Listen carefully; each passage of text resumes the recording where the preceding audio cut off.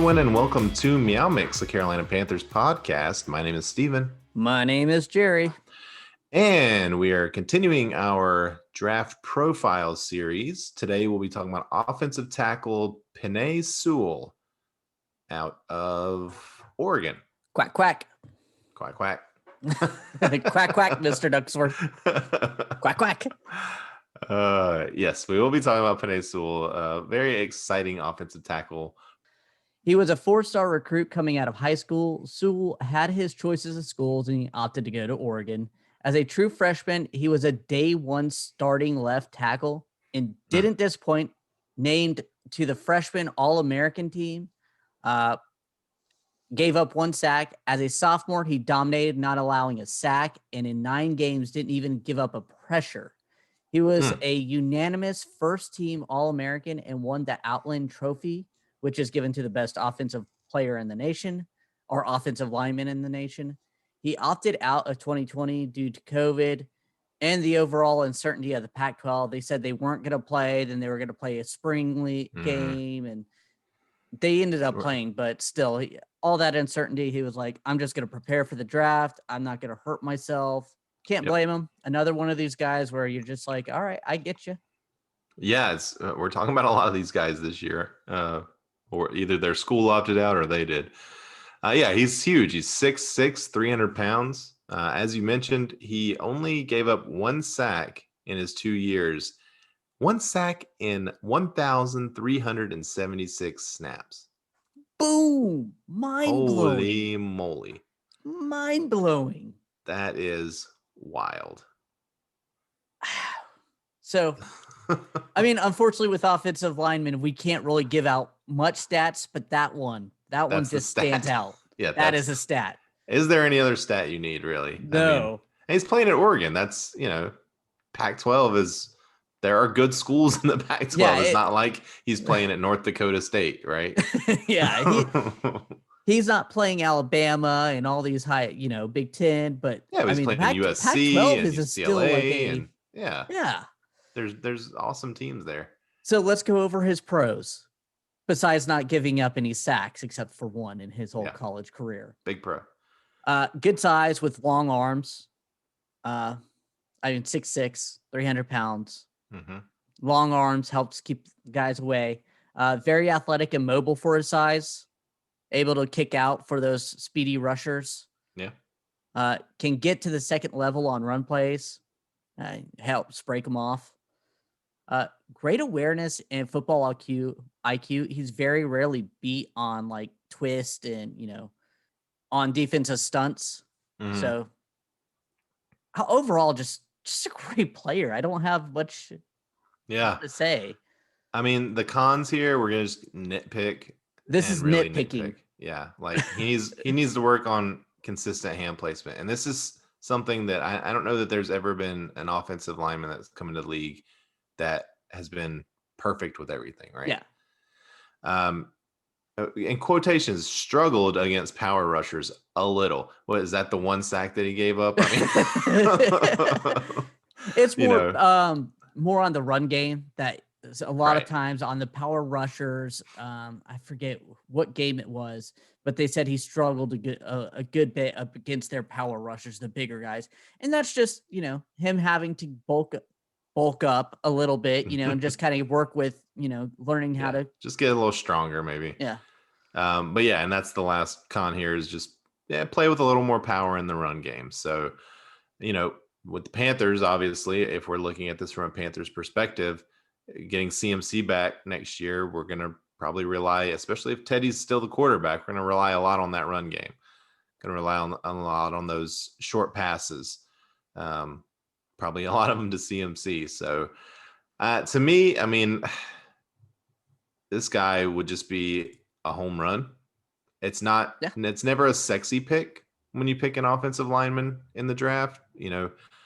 It's not a wide receiver. It's not a quarterback. It's not a running back. It's not one of those guys that's going to go out and score touchdowns. But this is a guy that will help you score touchdowns. This is something the Panthers haven't had in forever. I mean, Jordan Gross, left tackle. Jordan Gross was our best left tackle. And how long ago was all that? Time. Exactly. I mean, I think He 2013 was his last Oh, season. so yeah, So because Michael Orr was on the left yeah, tackle. I mean, we've had a revolving door since then. I would yeah. love to be able to grab him and place him there for a decade and a half. I mean, that would be the dream, right? Yeah. I mean, you don't have to worry. We're talking about really revamping this offensive line almost every season. I mean, this year we have Taylor Moton, that's a free agent, but we need to sign him. Otherwise, I mean, we may have a whole new starting lineup. Do you know, interesting trivia here, Jordan Gross was drafted 8th overall. Yep. I was Yeah. about to mention that. In the 2003 NFL draft. So that'd be nice. Yeah, very nice. All right. Well, let's get into our questions here. Will this player fall to the Panthers at 8? Doubtful. I don't think so. I will I've say seen this, him though. go at 2 in mocks. I've seen him fall to 8. I've Seen never him seen him fall fall to him past 8. at 8 too. That's why we are covering him. Right. Now, I will say this. If the Panthers trade up for a non-quarterback, I want it to be him. I agree. Like, if they trade up and grab him, I know a lot of fans will be upset, but I will be like, yes, we got a stud left tackle for a decade now. Yeah, honestly, if they trade up at all, I think he would be at the top of my list of anyone to take, honestly, because I'm just not sold on Fields. I'm not sold on Wilson. I saw a mock the other day where the Panthers traded up to 3 and took Trey Lance. I saw that mock. I don't know where it was, but I saw I that think it too. was And I was like, ESPN. Yeah. I think it was Todd McShay on ESPN. So that would piss me off, I think, if the Panthers did that. I mean, at that point, again, this is my thinking. If the Panthers trade up and draft a quarterback or draft a quarterback that I'm not in love with, Matt Rule and his coaching staff, I'm putting my faith in them that they know what they're looking for in a quarterback, and they went and got it. So I know you're not high on Trey Lance, but if that's how it goes. It's not that I'm not high on him. I just don't. I guess there's so many questions for me about him. Oh, yeah. Just because he just hasn't played a lot. Yeah. At any level. So, does this player fit the current roster? Yes. Yeah, I mean, yes, he does. We're gonna have probably Taylor more Moton than at any right other tackle, player we've talked about. Matt Paradis in the center, and left tackle, you can just plug him right in. Day one starter like his freshman year. I mean, that's the thing. The Panthers really could do this. We went all defense last year. Mm-hmm. What if the Panthers go, all right, maybe not go all offense every pick in the draft, but you say, you know what, we're taking Sewell, we're trading up for Sewell, we're going to re-sign Moton, and we're going to focus on the offensive line. That's the focus this year is the offensive line. And then you use some of the rest of your picks to kind of fill out the defense even more. Because really, would Teddy Bridgewater be better with a better offensive line? Of course he would. I mean, any quarterback would. Would he be great? No. Would he maybe feel a little bit more comfortable on holding the ball longer to let those deeper routes open up? I mean, here's the deal.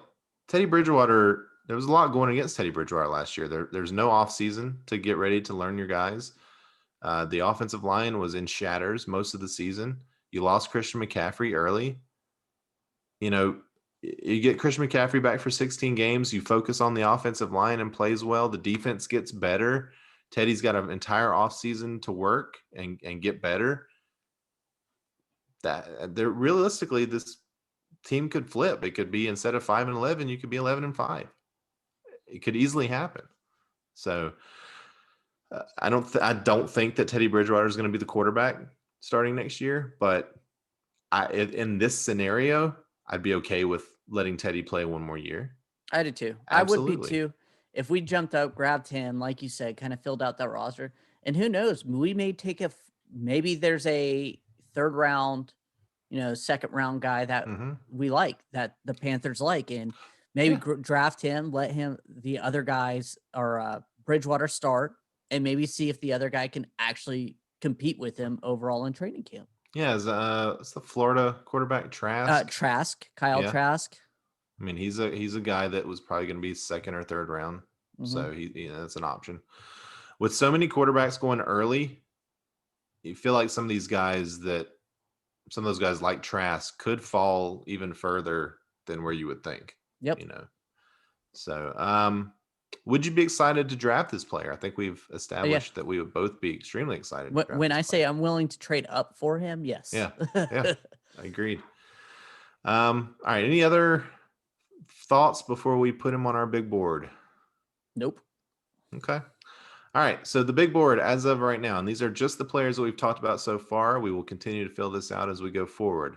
Number 1, Justin Fields. Number 2, Micah Parsons. Number 3, Trey Lance. Number 4, Kyle Pitts. That's got an asterisk because I think Kyle Pitts should be higher on this list. And I wouldn't draft a tight end in the first round. So where for you would Penei Sewell fit on this list? I'm going to go number 1.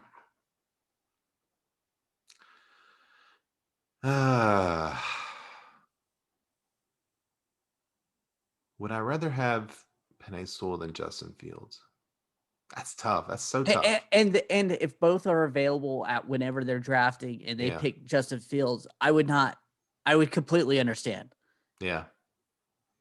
It's which one would be better for the franchise long term? Justin Fields. If Justin Fields pans out, hits, right? That's the thing. I think I agree with you. I think number 1 because think of the last time that like a top 5 offensive tackle was drafted that didn't work out. He seems like it seems like a no-brainer. Seems like a can't-miss prospect. So I'm going to agree. Let's put him number 1. And this is, I think he would, the worst case scenario, he would still be a good starting left tackle. May not be the stud that we think he is, but that would be the only way. He would be an upgrade. Yeah. Over what we had this year, which was a hodgepodge of, a rotating chair. All right. Well, who's next, Jerry? Well, we want to thank everyone for listening. If you like our show, please let your friends know. Please follow us on Twitter at MeowMix Podcast. If you have any questions or comments, you can email us at mailback@meowmixpodcast.com. And if you leave us a 5-star review with a comment on Apple Podcasts, we'll read it on our show. Next week, we'll be taking a look at Zach Wilson. Zach Wilson. All right.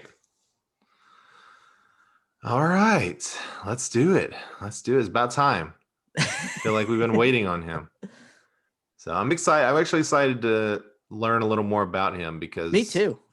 I'm just not totally up to speed on him yet. So I'm hoping that maybe he'll just blow me away and I'll be happy if the Panthers trade up to get him.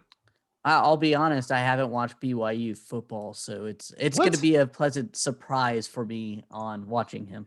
You haven't watched BYU football? I know, it's crazy. All right, everybody. Well, until next week, everybody take it easy, be safe out there, and keep pounding.